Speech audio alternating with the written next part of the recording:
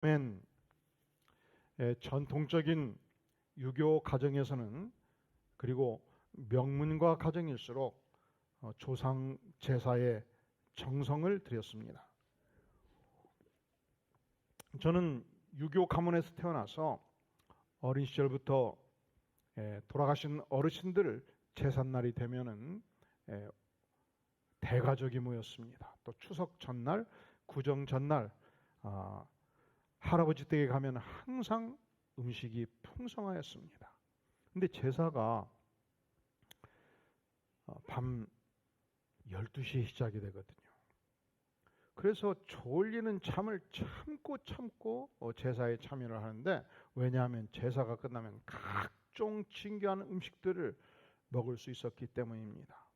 큰 상에 과일은 과일대로, 마른 생선은 마른 생선대로, 육고기는 육고기대로, 전은 전대로 어떤 격식을 따라 차리고, 또 마지막으로 국과 밥까지 한 상을 차리게 됩니다. 이제 시간이 되면 할아버지께서 지방을 벽에 붙이고 불을 붙입니다. 그것이 돌아가신 어르신들의 혼을 불러들이는 초혼의 예식입니다. 그리고 밥과 국에 수저를 꽂음으로써 이제 어르신들이 초혼으로 혼이 돌아와가지고 진지를 잡수신다 이 말이지요. 그리고서 할아버지의 명에 의거해서 절하기 시작합니다. 이제 제사가 끝나고 나면 증조 할머니, 증조 할아버지께서 살아계신 동안에 어떤 살림을 어떻게 일구셨는지, 어떤 은덕을 남기셨는지 이렇게 저렇게 한 말씀 하십니다. 이 전통 유교 가정에서는 왜 제사를 그다지도 정성스럽게 경건하게 준비하고 드렸을까요? 그것은 오늘의 자손들이 조상이 남긴 영적인 생각의 유산, 교육의 유산, 재산의 유산을 통해서 그 조상의 은덕으로 오늘의 삶이 우리에게 있지 않았는가? 그래서 조상의 도움과 조상의 은덕과 그리고 홀령도 지금도 살아있어 가지고 우리를 위해서 도우니 우리 가문이 번성하는 것이 아닌가 이렇게 생각하고 제사를 통해서 돌아가신 어르신께 감사하고 어르신을 존경하고 공경함을 표현하고자 한 것입니다. 또 하나의 근원적인 이유가 있죠. 그건 다름이 아니고 창조주 하나님을 몰랐기 때문에 그렇습니다. 오늘의 삶을 뭔가 감사를 해야 될 것인데 우리가 어떻게 이렇게 살고 있는가? 아무리 생각해도 핏줄이 감사하잖아요. 아무리 생각해도 조상 어르신들의 은덕이 감사하잖아요. 근데 조상의 조상, 아버지의 아버지, 진정한 창조주 하나님을 몰랐기 때문에 하나님께 제사할 수가 없었던 것입니다. 그렇다면 구약시대 하나님의 백성들은 어떻게 제사를 드렸을까요? 오늘 2장 말씀에서 등장하는 제사의 이름이 무엇입니까? 소제입니다. 소제는 5대 제사 중에서 유일하게 피 흘림이 없는 제사였습니다. 식물로, 곡물로, 밀가루로 드리는 제사였습니다. 특별히 추수기가 될 때에 가장 먼저 첫 예물로 가장 실하게 익은 추수를 해서 그것을 하나님께 표현했던, 그래서 소제는 그 근본적 의미가 감사의 표현이었습니다. 두 번째, 번제는 100% 태워서 바치는 제사였습니다. 그래서 번제는 헌신의 표현이었습니다. 화목제는 하나님과 나와 화목한 관계, 그리고 불편한 이웃과의 화목한 관계를 추구하는 제사였습니다. 그러니까 화목제는 화목의 표현이었죠. 속죄제, 도무지 하나님께 용서받을 수 없는 죄가를 이 제사를 드림으로 죄사함 받는 은혜의 제사, 그러니까 속죄제는 죄사함의 표현이었고요. 속건제는 하나님의 성물을 잘못 다룬 데 대한 손해배상의 의미가 있었고, 또 이웃의 재물에 손해를 끼쳤을 때에 역시 손해배상을 하고 하나님께 제사를 드렸기 때문에 속건제는 손해배상의 표현이라 말할 수 있겠습니다. 자, 복습을 한번 해볼까요? 소제는 무슨 표현이라고요? 감사의 표현, 번제는 헌신의 표현, 화목제는 화목의 표현, 쉽지요. 속죄제는 속죄의 표현, 죄사함의 표현, 속건제는 손해배상의 표현이 담겨 있는 것입니다. 그러면 오늘 이제 본문에서 보여주고 있는 소제는 무엇을 하나님께로 드리는 것인가? 다 함께 레위기 2장 1절 말씀 같이 읽겠습니다. 시작. 누구든지 소제의 예물을 여호와께 드리려거든 고운 가루로 예물을 삼아 그 위에 기름을 붓고 또 그 위에 유향을 놓아. 무엇으로 예물을 드리느냐? 고운 가루로 예물을 드린다 말씀하고 있습니다. 그러니까 소제를 어떻게 준비할 것인가? 먼저 흠없는 밀과 보리를 추수해서 반알을 찢고 맷돌로 갈아서 고운 가루를 만들어내는 것입니다. 근데 아무리 갈고 갈아도 고운 가루와 거친 가루가 섞일 수 있죠. 그래서 촘촘한 체에 넣고 흔들어 대서 걸러냅니다. 그때 체에 흔들어 대다, 이 단어가 히브리어로 솔레트라는 단어인데 역시 고운 가루라는 단어도 같은 단어예요. 어떻게 고운 가루가 만들어지느냐? 촘촘한 채로 흔들어 대가지고 고운 가루가 만들어지는 것이죠. 이 고운 가루를 제사장께 드리면 제사장이 제단 위에서 불사름으로 하나님께 소제를 드린 것입니다. 그렇다면 이 소제가 주는 영적 의미가 무엇입니까? 이 땅에 존재하는 모든 인생들은 거칠고 어그러진 성품을 소유하고 있습니다. 하나님께서는 이 거친 인생들의 성품을 거룩한 성품의 인생으로 만들기 위해서 우리의 성품을 마치 곡물을 맷돌로 갈아내듯이 우리의 성품을 갈아내기를 원하십니다. 하나님께 나아가는 자는 먼저 자기 자신을 깨트리는 훈련이 필요하고 자기의 못된 자아를 맷돌로 갈아내고 못된 옹고집을 맷돌로 갈아내고 못된 성질을 맷돌로 갈아내는 것입니다. 우리가 예수님을 믿고 세월이 길어지면 길어질수록 더 많이 맷돌로 성품을 갈고 갈았지 않겠습니까? 그래서 예수 믿고 한 달이 되고 1년이 되고 3년이 되면 서로 만날 때 아이고 변해도 많이 변했습니다. 맷돌로 많이 갈았습니다. 성령의 충만을 통해서 성령의 맷돌을 갈아대므로 어찌 그렇게 성품이 훌륭하게 변하셨습니까? 이런 인사를 많이 하게 되지요. 할렐루야? 답변이 없어요? 여러분들이 성도끼리 교회에서 만날 때 3년이 되고 5년이 되고 10년이 지나면 많이 변하지 않습니까? 가정에서 부부가 신앙생활을 하면 자녀들이 신앙생활을 하면 세월이 가면 갈수록 당신은 변해도 참 많이 변했어 이렇게 말하지 않겠습니까? 근데 만약에 그렇게 표현할 수 없다면 우리는 소제로 하나님께 드리는 삶이 부족했던 것입니다. 아니 예수님 자신도 아무런 죄가 없음에도 불구하고 완성된 성품의 주님에도 불구하고 우리 주님은 전능하신 하나님이심에도 불구하고 냄새나는 인간의 몸을 입고 이 땅에 오셨습니다. 십자가에 내가 받을 모든 고난을 받으셨습니다. 죄 많은 인생들의 채찍을 감당해내셨습니다. 그리고 온 인류의 제물이 되어서 십자가에 죽기까지 하셨습니다. 예수님 자신이 죽어야 될 이유가 하나도 없음에도 불구하고 맷돌같이 갈아져서 맷돌로 갈듯이 갈아져서 썩어지는 밀알이 되신 것입니다. 그 주님이 우리에게 말씀하십니다. 요한복음 2장 24절에서 말씀하시기를 한 알의 밀알이 땅에 떨어져 죽지 아니하면 한 알 그대로 있고 죽으면 많은 열매를 맺느니라. 우리 주님께서 썩어지는 밀알이 되어서 맷돌에 갈아져서 죽기에 이르심으로 많은 열매를 맺으셨습니다. 그 주님께서 우리에게 말씀하십니다. 죽으면 많은 열매를 맺느니라. 예수님만 썩어져서 많은 열매를 맺어야 될까요? 아니지요. 예수님은 나를 따르라 명하십니다. 예수님은 우리 인생의 스승입니다.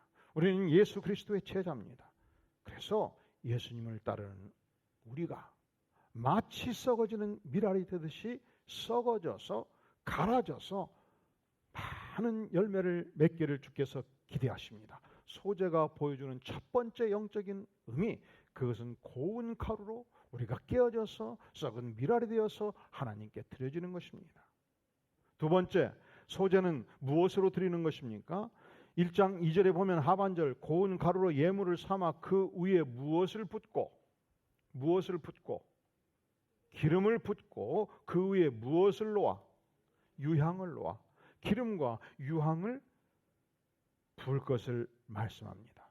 모든 제사의 완성은, 구약 제사의 완성은 예수 그리스도예요.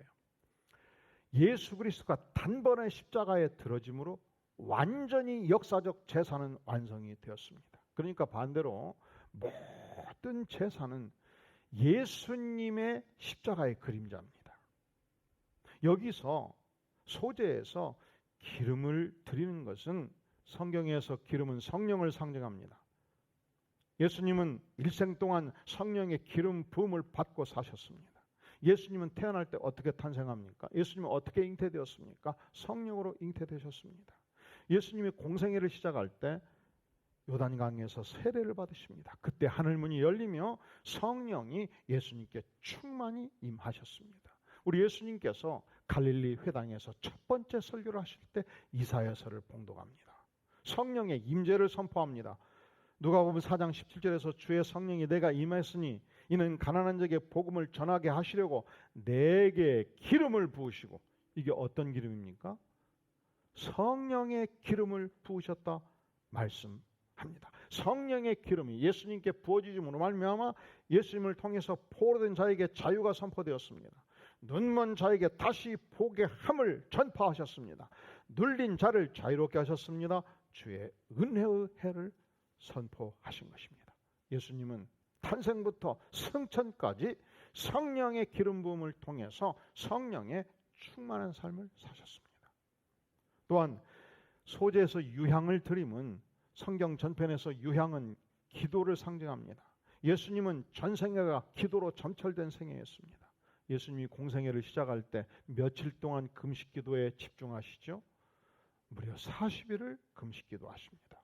예수님은 공생애를 진행하면서 새벽마다 밤마다 산중 기도를 하십니다. 예수님은 십자가를 지시기 전날 밤 겟세마네 동산에서 밤을 지새우며 기도하시되 땀방울이 핏방울이 되도록 눈물의 통곡의 기도를 주 앞에 드리셨습니다. 그러니까 예수님의 전생애를 관통하는 특징이, 첫째는 성령의 충만한 기름 부음이 있었고요, 두 번째는 하나님을 향한 뜨거운 기도가 있었다는 것입니다. 그리하여 우리 예수님 자신이 하나님께 드려진 향기로운 유향의 제물이 되신 것입니다. 이 예수님의 모습을 바울 사도는 에베소 5장 2절에서 이렇게 묘사합니다. 그는, 예수 그리스도는 우리를 위하여 자신을 버리사 향기로운 제물과 희생 제물로 하나님께 드리셨느니라, 이렇게 말씀합니다. 그렇다면 우리 자신이 소제로 드려지는 삶을 산다는 것은 무엇을 의미합니까? 우리 자신이 성령의 기름 부음을 받은 삶을 사는 것이며, 우리 자신이 기도로 충만한 삶을 사는 것입니다. 과거 젊은이들이 신앙의 회의가 들면 강원도 깊은 곳에 있는 예수원을 찾아갔습니다. 그곳에 가면 아처 토레이 목사님이 계셨고 많은 젊은이들을 상담하였습니다. 그런데 이 아처 토레이 목사님의 할아버지가 그 유명한 영국과 미국 전역을 향해서 복음을 증거했던 무디 목사님과 함께 사경회를 인도했던 루벤 토레이 목사님이십니다. 그 루벤 토레이 목사님은 자주 이런 고백을 했습니다. 나는 하루도 기도 없이 출발할 수가 없다. 그리고 기도하는 시간마다 무엇보다 먼저 성령의 기름 부음을 위해 기도한다. 성령의 충만을 위해 기도하지 않고 나는 하루를 결코 출발할 용기가 없다. 나는 내가 성령이 충만하지 않다고 느낄 때는 말하지 않으려고 애쓴다. 왜냐하면 내 결정이 너무나 잘못될 수 있기 때문이다. 왜냐하면 안 믿는 사람과 별로 다를 것이 없기 때문이다. 그래서 나는 성령을 구한다. 날마다 성령의 기름 부으심을 구하고 성령의 충만을 구한다. 그것이 루벤 토레이 목사님의 고백이었습니다. 그런 거로 우리가 소제를 드린다는 것은 우리도 날마다 성령의 기름 부으심을 구하고 기도하는 삶을 사는 것입니다. 세 번째, 소제를 드리면 무엇을 의미하는가? 11절에 보면 너희가 여호와께 드리는 모든 소제물에는 누룩을 넣지 말지니 너희가 누룩이나 꿀을 여호와께 화제로 드려 사르지 못할지니라 말씀합니다. 왜 누룩과 꿀을 넣지 말라고 하는가? 곡식에 누룩과 꿀을 넣으면 발효가 시작이 됩니다. 성질이 변합니다. 하나님께서는 우리의 신앙이 순결한 신앙으로 평생 동안 유지하기를 원하십니다. 변질된 신앙, 불순한 신앙, 악한 신앙생활 하기를 원치 않습니다. 누룩이 없는 신앙, 죄악이 없는 신앙, 순결한 신앙을 원하십니다. 또한 13절에서 보면 내 모든 소제물에는 무엇을 치라고요? 무엇을 치라고요? 소금을 치라 말씀합니다. 소금을 침으로 막가를 내게 할 뿐만 아니라 소금을 침으로 부패를 방지하고 변질을 막습니다. 그러니까 누룩을 넣지 말고 꿀을 넣지 말고 소금을 치라. 무엇을 말합니까? 하나님께서 처음 믿을 때 우리에게 주셨던 그 순결한 신앙을 마지막까지 순도 높게 성결한 신앙으로 유지할 것을 말씀하시는 것입니다. 자, 소제가 보여주는 위대한 영적인 의미, 첫째로 고운 가루로 드려라. 온전히 깨어진 상품으로 하나님께 나아가라. 썩어진 밀알로 드리라. 두 번째, 기름과 유향을 섞어라. 성령의 충만한 기름 부음의 삶을 살아라. 기도의 삶을 살아라. 누룩과 꿀을 넣지 말고 소금을 쳐라. 초지일관 순수한 신앙생활을 하라 말씀하시는 것이죠. 마지막으로 소제가 보여주는 중요한 교훈이 있습니다. 우리 다 함께 14절 말씀 같이 봉독하겠습니다. 시작. 내 모든 소제물에 소금을 치라. 내 하나님의 언약의 소금을 내 소제에 빼지 못할지니 내 모든 예물에 소금을 드릴지니라. 14절 시작. 너는 천 이삭의 소제를 여호와께 드리거든 천 이삭을 볶아 찌은 것으로 내 소제를 삼되. 자, 하나님께 드릴 때 천 이삭의 소제를 볶아서 찌어서 드리라 말씀하지 않습니까? 여기서 볶아서 찐다는 것은 곡식을 불에 볶은 후에 비벼서 알곡만 뽑아가지고 하나님께 드리는 것입니다. 자, 곡식을 드릴 때 세 가지 방식으로 드려요. 첫째는 고운 가루로 만들어서 드리고요. 두 번째는 이 고운 가루로 전병을 만들어서 드립니다. 세 번째로는 천 이삭의 수확만큼은 볶아서 알곡의 형태로 드릴 것을 요청한 것입니다. 이스라엘 백성들이 가을이 되었습니다. 들녘에 하나님의 은혜로 엄청난 곡식이 풍년이 된 것입니다. 그 천 이삭을 거두어서 하나님께 드릴 때 무엇이 필요합니까? 하나님 감사합니다. 지난 1년 태양을 주셨습니다. 비를 주셨습니다. 이렇게 엄청난 수확을 주셨습니다. 하나님 감사합니다. 감사의 제물을 주 앞에 드리는 것입니다. 우리가 오늘 주일을 맞이해서 시간을 분리해서 하나님께 예배로 나아갑니다. 과거 우리 선조들은 주일이 되면 오전에 주일학교에서 봉사하고 선가대로 봉사하고 11시 예배를 드린 다음에 점심을 같이 먹고 그리고 각 전도회별로 남전대는 남전대로 여전대는 여전대로 각각의 모임을 갖고서 이제 축호전도를 했습니다. 가정마다 방문하면서 성경을 나누어주고 쪽복음을 나누어주고 전도를 한 것입니다. 그리고 모여서 기도회를 하고 저녁 식사를 한 후에 7시 저녁 예배를 드립니다. 저녁 예배를 드리고 나면 다음 주 진행할 성가대원들이 다시 모여서 연습하고 그래서 집에 가면 10시가 되었습니다. 우리의 선조들은 주일을 온전히 주 앞에 드리기를 기뻐하였습니다. 우리가 주일을 거룩하게 드린다는 것은 무엇을 의미합니까? 사실은 일주일 전체가 주님의 영광의 날입니다. 그 중에서 내가 하루를 분리해서 대표 단수의 편으로 하나님께 바칩니다. 이 의미가 담겨 있는 것입니다. 마찬가지로 우리는 소득의 10의 1조를 하나님께 드립니다. 그것은 무엇을 의미합니까? 하나님께서 건강 주시고 직장 주시고 은혜 주셔서 나에게 이 소득을 주시니 감사합니다. 이 모든 소득이 주님의 것입니다. 이 신앙 고백의 표현으로 우리가 10의 1조를 드리는 것입니다.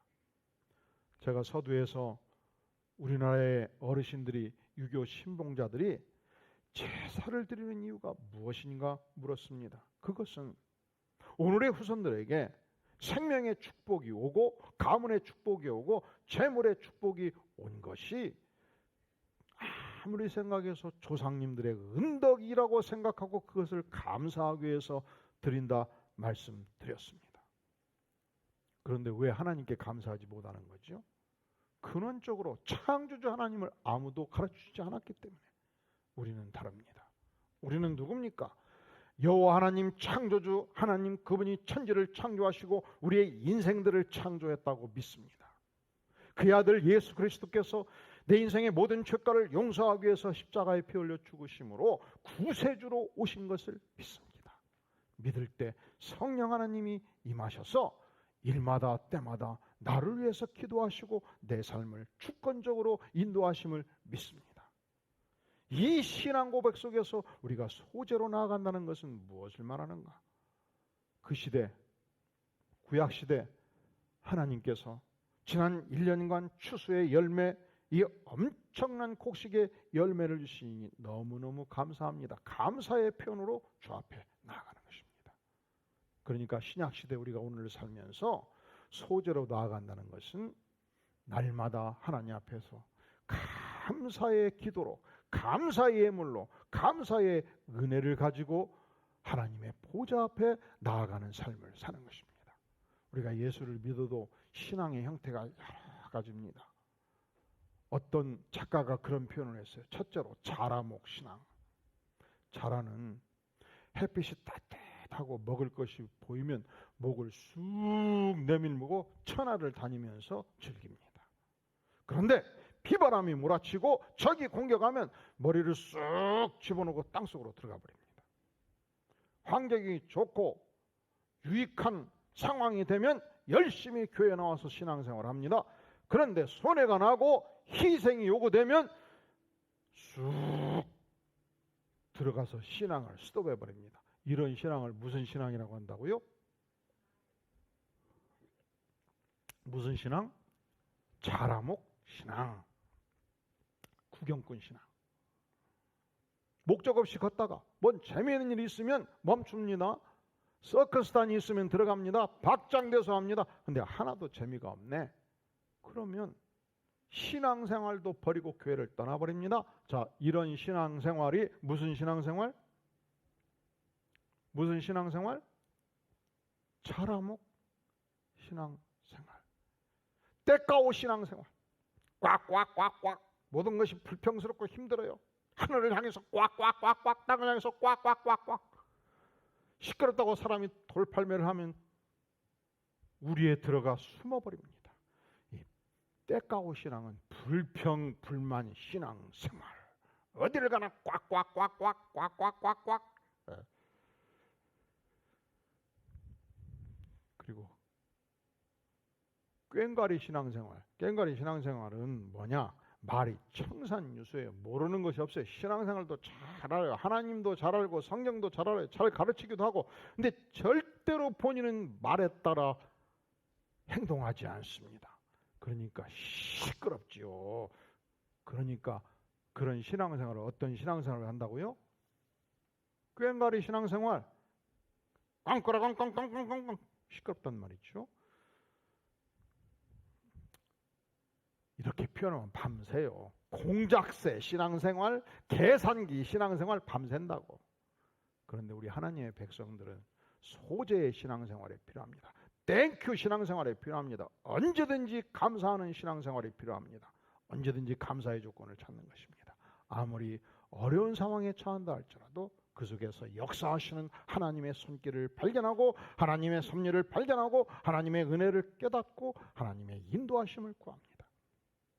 언제든지 세상 사람과 휩쓸려서 불평불만하지 아니하고 하나님의 은혜의 조건을 찾습니다. 그런데 이 감사가 저절로 되지를 않아요. 우리가 자연적 경향에 내 인생을 맡기면 스멀 불평불만이 올라오고요. 스멀 어려운 상황들에 사로잡힙니다. 그래서 영어가 땡큐 할 때 이 땡크 감사라는 단어가 think 생각하다로부터 나왔다고 그러지 않습니까? 하나님 편에서 깊이 생각할 때 감사의 조건을 찾습니다. 하나님 편에서 우리가 집중해서 은혜의 기도를 드릴 때 내 인생이 얼마나 하나님께 감사한가를 깨우치게 되는 것입니다. 사랑하시는 성도 여러분, 우리는 지금까지 코로나19로 인해서 대단히 힘든 세월을 보내왔습니다. 관계 단절로 고통도 컸습니다. 사업상 때로 매출 감소로 한 달 한 달 그 어려움을 극복하는 삶을 사시는 분도 계십니다. 예배를 마음껏 드릴 수 없었기 때문에 우리에게는 또 하나의 고통이 있었습니다. 그럼에도 불구하고 우리에게는 전능하신 하나님께서 곁에 계십니다. 내일 또 반드시 의로운 태양은 떠오릅니다.